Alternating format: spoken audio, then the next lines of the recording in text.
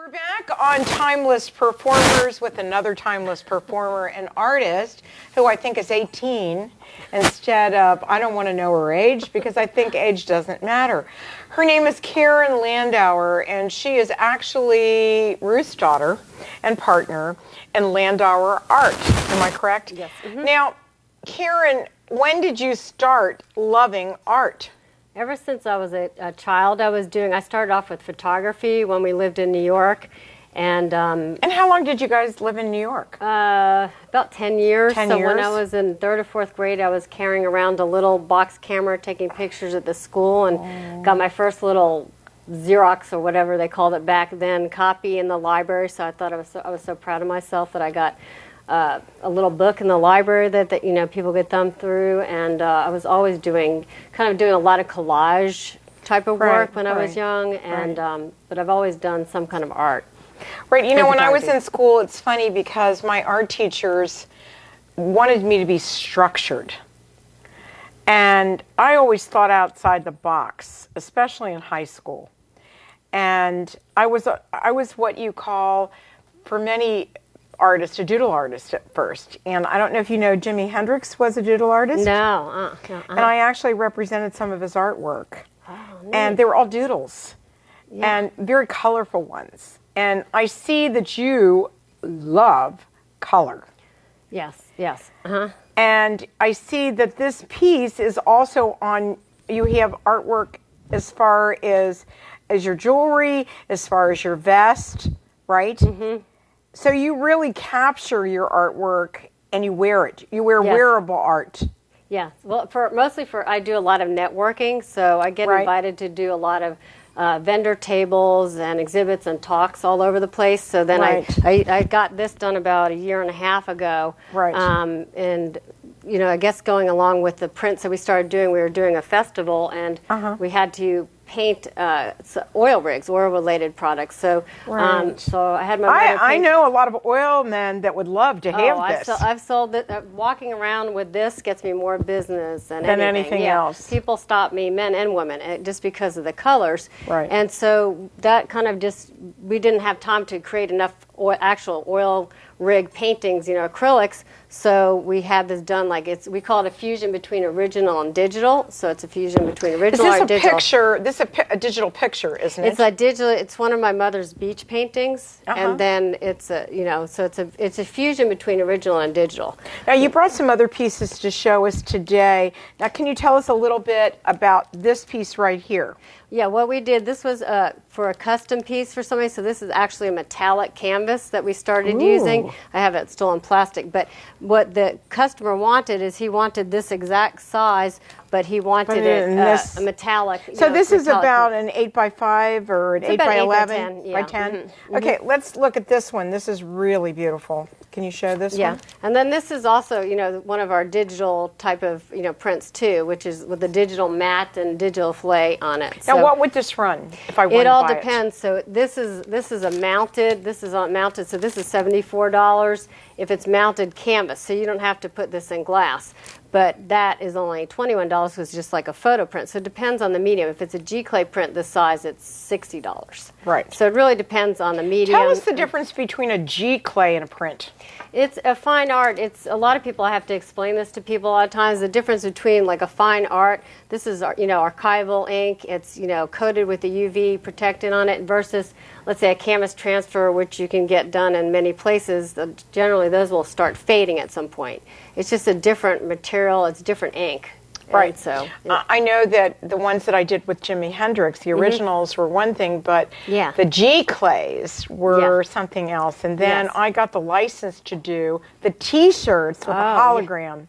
Yeah. And it was really exciting to see how it's actually processed. Yes, yeah. The whole thing it is fascinating. I mean, most of what we do is original artwork, but this has just been for people to be able to afford, you know, it's a lot easier for people to be able to afford to print, you know, on canvas or paper than original. Do you do a lot of G-clays?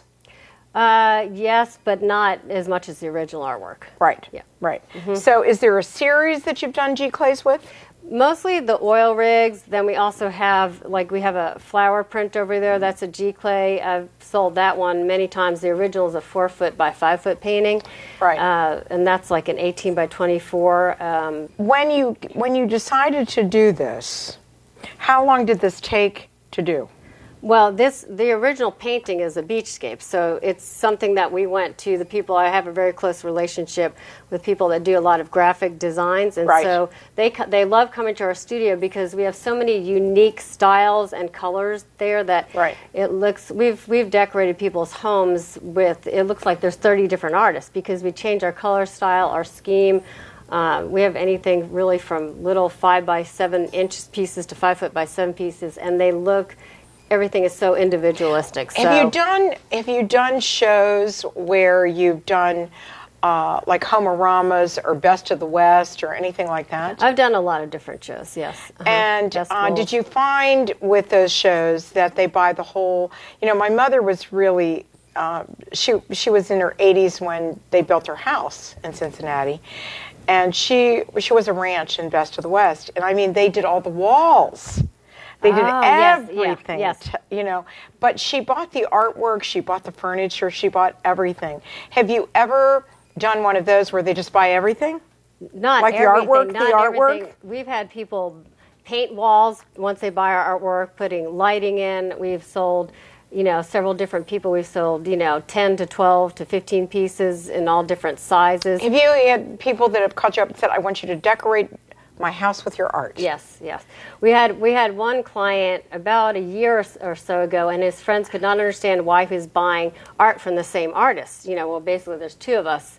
And he said, just wait until you see. And after he had bought, I think, 11 or 12 pieces, and afterwards his friends understood because there were so many different styles you couldn't tell that the same artist painted them because we're very, very creative. So there's not many series we've done. My mother's done some of the flower series and then some beachscape series, but everything else is really very, very individual. So what inspires you, Caryn? Everything. I walk by and I see things that other people don't see. I'll look at somebody's blouse or somebody's scarf, and then that's what I need to go paint those colors. I've traveled all over the world by myself, and that's inspired me going to a lot of different countries and some of the photography. Do you see in different countries different methods and techniques? Yes, yes.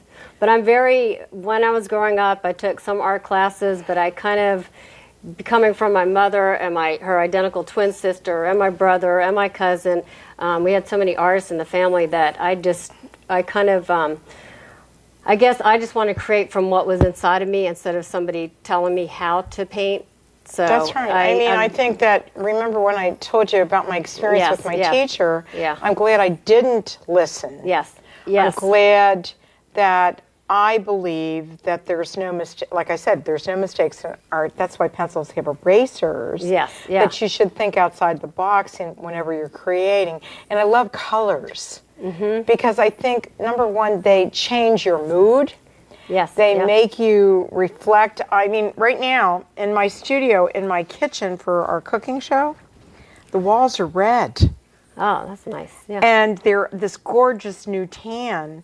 And I love to have art everywhere because when people come into my house, it's not like I go to the store and buy.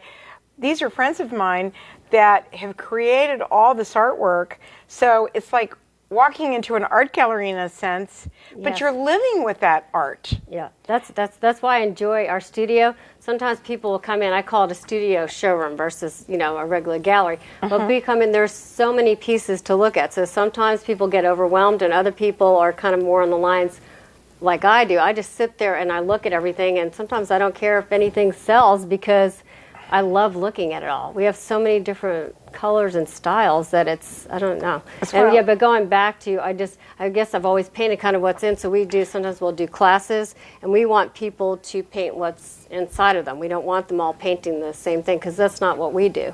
We sit in front of a canvas and things happen.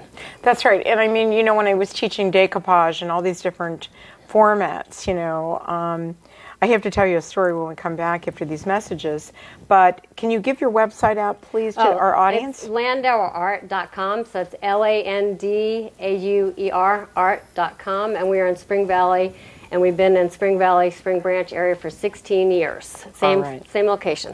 Right. So for people around the world to see your artwork. Houston, Texas. That's true. Houston, Texas. That's yes, right. Yes. We'll be right back after these messages with Caryn Landauer.